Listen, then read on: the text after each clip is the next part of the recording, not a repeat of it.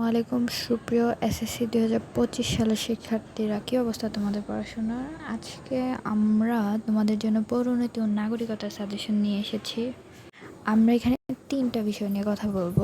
1 নম্বরে হচ্ছে সৃজনশীল কিভাবে কমন পাবে, দেন 2 নম্বরে হচ্ছে তুমি তোমার মনের মতো রেজাল্ট করার জন্য কোন কোন চ্যাপ্টার চয়েস করবে, এবং 3 নম্বরে হচ্ছে এমসিকিউ কমন পাওয়ার জন্য কী করবে এবং এমসিকিউ কোন ঠাই থেকে কোনগুলো পড়বে। আর একটা কথা বলি, ফ্রেন্ডদের মাঝে কিন্তু ভিডিওটা শেয়ার করে দেবে, মানবীয়ার ফ্রেন্ডদের মাঝে, তোমার যদি ফ্রেন্ড থাকে অথবা তোমাদের কোনো গ্রুপ টুপ থাকলেও সেখানে। আচ্ছা হ্যাঁ, এখন আমরা সাজেশন যাই। এবার কমন পাওয়ার জন্য কি করবা? প্রথমে দেখো, পৌরনীতি ও নাগরিকতা, নাগরিক ও নাগরিকতা এই দুইটা পড়লে তুমি ইনশাল্লাহ 2টা কমন পাবা। দেন এখানে আইন স্বাধীনতা ও সাম্য, রাষ্ট্র সরকার ব্যবস্থা, সংবিধান এই 3টা পড়লে তুমি কমন পাবা হচ্ছে 2টা। অর্থাৎ যে কোনো তোমার যে কোনো 2টা থেকে কোশ্চেন আসবে। এই 3টা পড়লে সবগুলো থেকে আসবে না, যে কোনো 2টা থেকে, ঠিক আছে? তার মানে এই 3টা তোমাকে পড়তে হবে। দেন তোমার বাংলাদেশের সরকার ব্যবস্থা, গণতন্ত্রে রাজনৈতিক দল ও নির্বাচন এই 2টা পড়লে 2টা কমন পাবা। তারপরে এখানে তুমি 10 পড়লে কিন্তু 2টা পাবা। 10 পড়লে 10 অধ্যায় একা পড়লে কিন্তু 2টা পাবা। অর্থাৎ স্বাধীন বাংলাদেশের অভ্যুদয়ে নাগরিক চেতনা এইটা পড়লে 2টা কমন পাবা। তারপর বাংলাদেশ ও আন্তর্জাতিক সংগঠন এটা পড়লে ইনশাল্লাহ একটা কমন পাবা।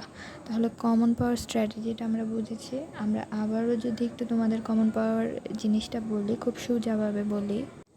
প্রথমে পৌরনীতি ও নাগরিকতা, নাগরিক ও নাগরিকতা পড়লে 2টা কমন পাবা। তারপর আইন স্বাধীনতা ও সাম্য, রাষ্ট্র সরকার ব্যবস্থা, সংবিধান এই 3টা পড়লে 2টা কমন পাবা। তারপরে দেখো, বাংলাদেশের সরকার ব্যবস্থা, গণতন্ত্রে রাজনৈতিক দল ও নির্বাচন এই 2টা পড়লে 2টা কমন পাবা। দেন হচ্ছে তোমার বাংলাদেশের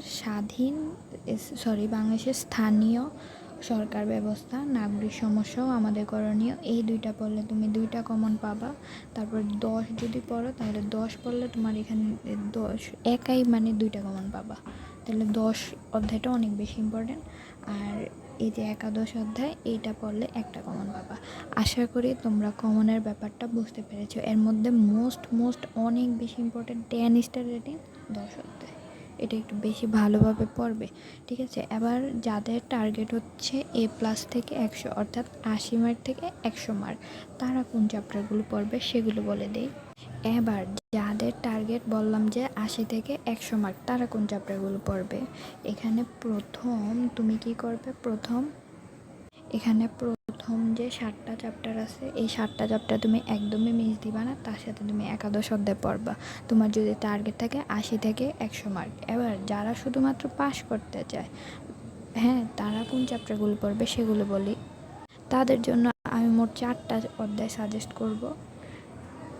পৌরনীতি ও নাগরিকতা, নাগরিক ও নাগরিকতা, তারপরে স্বাধীন বাংলাদেশের অভ্যুদয়ে নাগরিক চেতনা, বাংলাদেশ ও আন্তর্জাতিক সংগঠন এই 4টা, এর চেয়ে বেশি না। এই 4টা পড়লে তুমি প্রশ্ন একদম কমন পাবা ইনশাল্লাহ।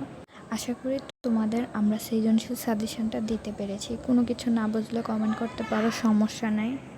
এমসিকিউর জন্য কি করবে? প্রত্যেকটা চ্যাপ্টার পড়ার পর রিডিং পড়বে, বুঝবে, তারপরে যে জিনিসটা করবে, এমসিকিউ 16 থেকে, ওই চ্যাপ্টার 16 থেকে অনুশীলনীগুলো তো শেষ করবে, 16 থেকে 24 সাল পর্যন্ত প্রশ্ন কালেক্ট করে সেগুলো সমাধান করে ফেলবে, ঠিক আছে? এই হচ্ছে তোমাদের এমসিকিউ সাজেশন। আশা করি বুঝতে পেরেছো তোমরা।